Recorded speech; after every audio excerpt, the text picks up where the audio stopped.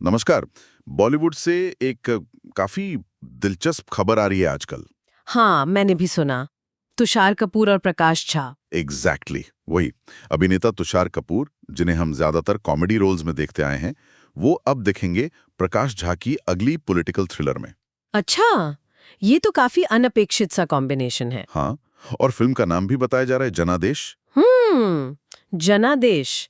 नाम से ही पॉलिटिकल लग रहा है। बिल्कुल। और ये जानकारी हमें मिली है सिनेमा एक्सप्रेस के आज के मतलब 4 सितंबर 2025 के एडिशन से। ठीक है। तो आज हम इसी पर थोड़ी गहराई से बात करेंगे। मतलब ये जोड़ी क्यों खास है, फिल्म का अंदाजा क्या लगा सकते हैं, और हम जैसे हिंदी सिनेमा फॉलो करने वालों के लिए इसके मायने क्या हैं। हाँ, जरूर। समझने की कोशिश करते हैं कि ये पूरा मामला है क्या। तो सबसे पहली बात तो यही कि तुषार कपूर प्रकाश झा की जनादेश में है, ये कंफर्म है। और ये भी सुनने में आया है कि ये एक मल्टी स्टारर फिल्म होगी। अच्छा, मतलब और भी बड़े नाम हो सकते हैं इसमें। हाँ, लगता तो यही है। तो ये खबर अपने आप में काफी बड़ी है। बिल्कुल है। और सिर्फ मल्टी स्टारर होना ही नहीं, बल्कि प्रकाश झा जैसे निर्देशक के साथ जुड़ना, वो भी तुषार कपूर के लिए उनके करियर के इस पॉइंट पर ये काफी मायने रखता है। सही कहा, क्योंकि प्रकाश झा तो जाने जाते हैं अपनी सीरियस सोशल पॉलिटिकल फिल्मों के लिए। हाँ, बिल्कुल। उनके साथ काम करना मतलब एक अलग लीग में एंट्री जैसा है।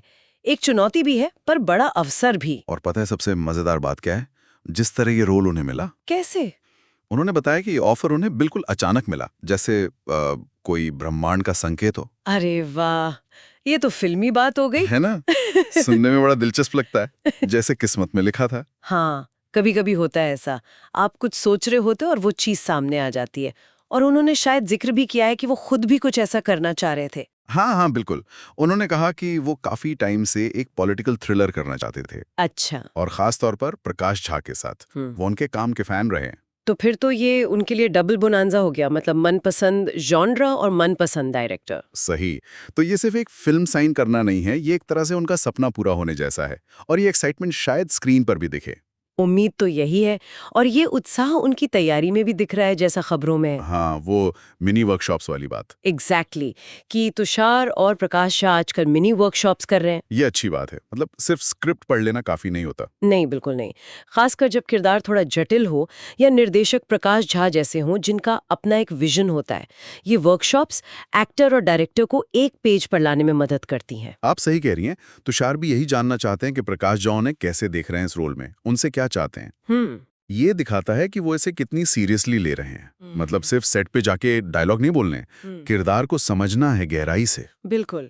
और प्रकाश झा की फिल्मों के किरदार होते भी वैसे ही हैं। काफी लेयर्ड, ग्रे शेड्स वाले, सीधे सीधे हीरो या विलन नहीं होते अक्सर। हाँ, ये तो है। तो ऐसे में डायरेक्टर का विजन समझना, उसे अपनाना बहुत जरूरी हो जाता है। ये वर्कशॉप्स उसी प्रोसेस का हिस्सा है। एक्टर को मौका मिलता है किरदार की साइकोलॉजी, उसके इमोशंस में उतरने का। और किरदार पर एक और बात साफ हुई है। क्या? तुषार ने क्लियर किया कि ये किरदार पूरी तरह काल्पनिक है। मतलब किसी असली इंसान, जीवित या मृत, उस पर आधारित नहीं है। अच्छा, ये जरूरी क्लैरिफिकेशन है। लेकिन यहीं पर एक ट्विस्ट है। उन्होंने कहा कि ये वास्तविक लोगों और सच्ची घटनाओं से प्रेरित जरूर है। हाँ, ये हुई ना प्रकाश झा स्टाइल वाली बात। मतलब यही उनकी खासियत है। उनकी ज्यादातर फिल्में आप गंगाजल ले लें, अपहरण, राजनीति, सत्याग्रह, ये सब कहीं ना कहीं असली घटनाओं या उस समय के माहौल से जुड़ी लगती हैं। हाँ, वो फील तो आता है। पर वो सीधे तौर पे किसी एक घटना या व्यक्ति की कहानी नहीं होती। इससे उन्हें क्रिएटिव फ्रीडम मिलती है, लेकिन कहानी फिर भी रियल और रिलेटेबल लगती है। तो मतलब कहानी फिक्शनल होगी, पर दर्शक उसे आज के हालात से जोड़ पाएंगे। बिल्कुल, यही पॉइंट है। प्रेरित होने का मतलब है किरदारों के मोटिवेशन, उनके स्ट्रगल, कहानी का बैकड्रॉप, ये सब कहीं ना कहीं असली दुनिया से जुड़े होंगे। इससे किरदार और कहानी दोनों ज्यादा विश्वसनीय लगते हैं। तो ये तुषार के लिए भी एक चैलेंज होगा, इस तरह के रियलिस्टिक लेकिन फिक्शनल किरदार को निभाना। हाँ, चैलेंज भी है और मौका भी। देखते हैं वो इसे कैसे निभाते हैं। और जाहिर है, प्रकाश झा का नाम आते ही जहन में पॉलिटिकल ड्रामा या थ्रिलर ही आता है। हाँ, उनका ट्रेडमार्क जॉनर बन गया है ये। राजनीति, चक्रव्यूह, आरक्षण, सत्याग्रह, मतलब एक पूरी लिस्ट है ऐसी फिल्मों की जो इंडियन पॉलिटिक्स, समाज पर एक तरह की कमेंट्री रही हैं। बिल्कुल, और काफी तीखी कमेंट्री। तो तुषार का एक्साइटेड होना तो बनता है। उन्हें इस जॉनर के मास्टर के साथ काम करने का मौका जो मिल रहा है। सही बात है। प्रकाश झा ने इस जॉनर में अपनी एक अलग पहचान बनाई है। उनकी फिल्में सिर्फ कहानी नहीं कहती, वो अक्सर सत्ता, करप्शन, सामाजिक असमानता, आंदोलनों जैसे मुद्दों को बहुत बेबाकी से उठाती हैं। हाँ, वो सोचने पर मजबूर करती हैं। सिर्फ एंटरटेनमेंट नहीं होता। बिल्कुल, समाज में एक बहस छेड़ती हैं उनकी फिल्में। और ये भी देखना इंटरेस्टिंग है कि वो समय के साथ बदले भी हैं।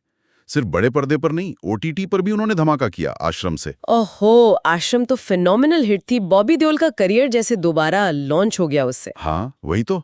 ये दिखाता है कि वो नए मीडियम और बदलती ऑडियंस को भी समझते हैं। ये बहुत जरूरी पॉइंट है। आश्रम की सफलता ने साबित किया कि प्रकाश झा का कहानी कहने का अंदाज और मुद्दों को पकड़ने की उनकी समझ आज भी रेलेवेंट है, चाहे प्लेटफॉर्म कोई भी हो। तो अब जनादेश के साथ वो बड़े पर्दे पर लौट रहे हैं, तो उम्मीदें और भी हैं। क्या वो ओटीटी के एक्सपीरियंस से कुछ लेकर आ रहे हैं, कुछ अलग दिखेगा? ये सब देखने वाली बातें होंगी। और ये नाम जनादेश, ये भी अपने आप में बहुत कुछ कहता है। हाँ, सीधा डेमोक्रेसी, पीपल्स मैंडेट की तरफ इशारा है। क्या लगता है, ये आज के पॉलिटिकल माहौल पर कोई सीधी टिप्पणी होगी? अटकलें तो लगेंगी ही। देखो, नाम का चुनाव अक्सर डायरेक्टर के इंटेंशन की तरफ इशारा तो करता है। जनादेश एक पावरफुल शब्द है हमारी राजनीति में। ये देखना होगा कि फिल्म इस थीम को कैसे लेती है।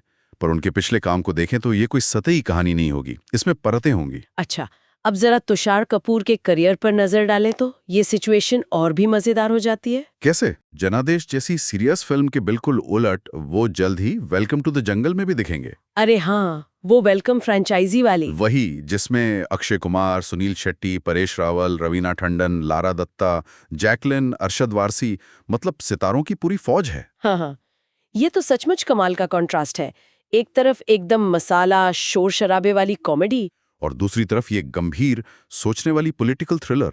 ये दिखाता है कि तुषार शायद अब एक्सपेरिमेंट करने के मूड में है, अपनी रेंज बढ़ाना चाह रहे हैं। हाँ, क्या लगता है, ये एक सोचा समझा कदम है इमेज बदलने का? हो सकता है, क्योंकि हाल में वो हॉरर कॉमेडी कपकपी में भी थे, फिर लव सेक्स और धोखा 2 में भी उनका एक कैमियो था, जो थोड़ी अलग तरह की फिल्म थी। हाँ, पैटर्न तो दिख रहा है। गोलमाल वाली इमेज उनकी बहुत स्ट्रांग है, पर अब लगता है वो उससे आगे कुछ और ढूंढ रहे हैं। बिल्कुल मुमकिन है। देखिए, कई एक्टर्स करियर में एक पॉइंट पर ऐसी भूमिकाएं ढूंढते हैं जो उन्हें या तो क्रिएटिव सेटिस्फैक्शन दें या उनकी बनी बनाई इमेज को तोड़े। कॉमेडी में सफल होना आसान नहीं, और तुषार ने उसमें अपनी जगह पक्की की है। लेकिन शायद अब वो ये भी साबित करना चाहते हैं कि वो गंभीर रोल्स भी उतने ही अच्छे से कर सकते हैं। तो प्रकाश झा की फिल्म इस लिहाज से एक परफेक्ट मौका है। बिल्कुल, एक बेहतरीन मंच है, और ये उनके एक्टिंग टैलेंट की असली परीक्षा भी होगी। पर इसमें रिस्क भी तो है ना? ऑडियंस उन्हें खास तरह से देखने की आदी है, क्या वो उन्हें सीरीज अवतार में अपनाएगी? रिस्क तो हमेशा होता है जब कोई एक्टर अपनी इमेज से हटकर कुछ करता है, लेकिन यही तो चैलेंज है। अगर वो ये रोल अच्छे से निभा ले जाते हैं तो ये उनके लिए नए दरवाजे खोल सकता है। और शायद प्रकाश झा का निर्देशन इसमें मदद करेगा। बिल्कुल करेगा। वो जाने जाते हैं एक्टर से बेस्ट निकलवाने के लिए। याद कीजिए, सैफ अली खान आरक्षण में या अजय देवगन गंगा जल और अपहरण में उन्होंने स्थापित स्टार्स को भी बिल्कुल अलग किरदारों में ढाला है। हाँ, ये बात तो है। तो अगर हम इन सब बातों को जोड़ें तो जनादेश सिर्फ एक और फिल्म की अनाउंसमेंट नहीं लगती। नहीं, बिल्कुल नहीं। ये तुषार कपूर के लिए एक पोटेंशियल गेम चेंजर प्रोजेक्ट लग रहा है। एक ऐसा जॉनर जो वो करना चाहते थे, एक डायरेक्टर जिनके साथ वो काम करना चाहते थे, और शायद एक ऐसी कहानी जो उन्हें एक एक्टर के तौर पे एक नई पहचान दे। बिल्कुल सही। ये कई चीजों का मेल है। तुषार की एम्बिशन, प्रकाश झा का एक्सपीरियंस और उनका स्टाइल, पॉलिटिकल थ्रिलर जॉनर की आज की प्रासंगिकता, और एक ऐसा किरदार जो फिक्शनल होकर भी रियल लगे। ये सारे फैक्टर्स मिलकर जनादेश को लेकर उत्सुकता बढ़ाते हैं। हाँ, भले ही अभी हमें फिल्म की कहानी या बाकी कास्ट के बारे में ज्यादा नहीं पता, पर ये खबर ही अपने आप में हिंदी सिनेमा में दिलचस्पी रखने वालों के लिए काफी अहम है। इस अनाउंसमेंट ने यकीनन कई सवाल और उम्मीदें तो जगा दी हैं। कैसा होगा तुषार का ये नया रूप? प्रकाश झा इस बार कौन सा मुद्दा उठाएंगे? बाकी स्टार कास्ट कौन होगी? हाँ, इन सब का इंतजार रहेगा।